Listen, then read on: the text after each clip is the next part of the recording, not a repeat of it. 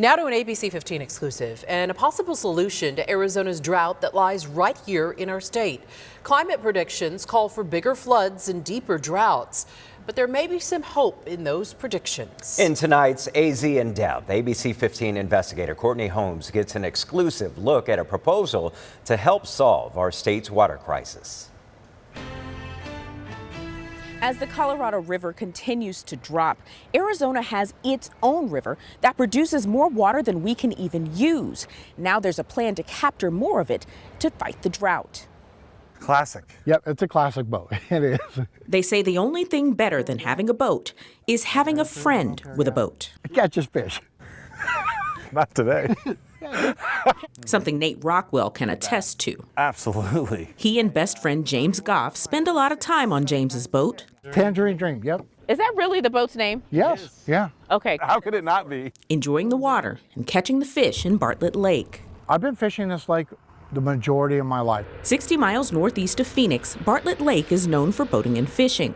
But its real job is to collect rain and snowpack on the Verde River before it flows into the Salt River. So what we do is capture as much as we can so we can slowly release that water into the canal system to make those deliveries to water treatment plants to ultimately go into homes and businesses. But Ron Clawwitter with Salt River Project says this water won't ever make it there. They are flashy systems. Floods that come from heavy precipitation up north are just too much water for the lake and its current dam to hold.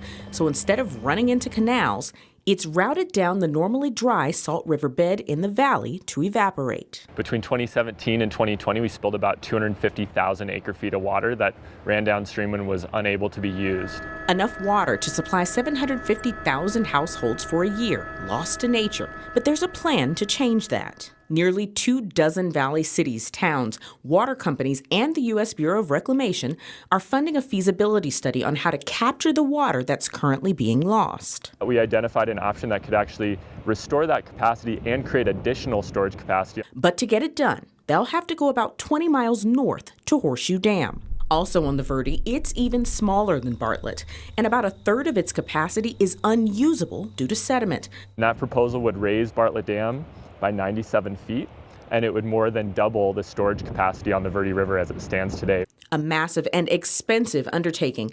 This December 2021 report estimates the project will cost between $700 and $860 million, likely more than that because of inflation. At least half of the funding has to come from local entities. A burden shared between the feds, cities, and companies that sign on in exchange for rights to the newly stored water. But first, Really focusing on the engineering, so designing of the structure. There's a 4-year federal feasibility study. We're really looking at the future of our system to prepare for climate change. If approved by the public, then Congress, construction could last 15 years. The hope that it's time and money well spent, so that folks like James and Nate. Who caught the most fish? Nate outfished me in September, 6-3. Can enjoy more water at the lake and at home. It's a beautiful lake. It's close to a town. I kind of hate to see things change, but everything has to change, and it's big for a good thing. Courtney Holmes, ABC 15, Arizona.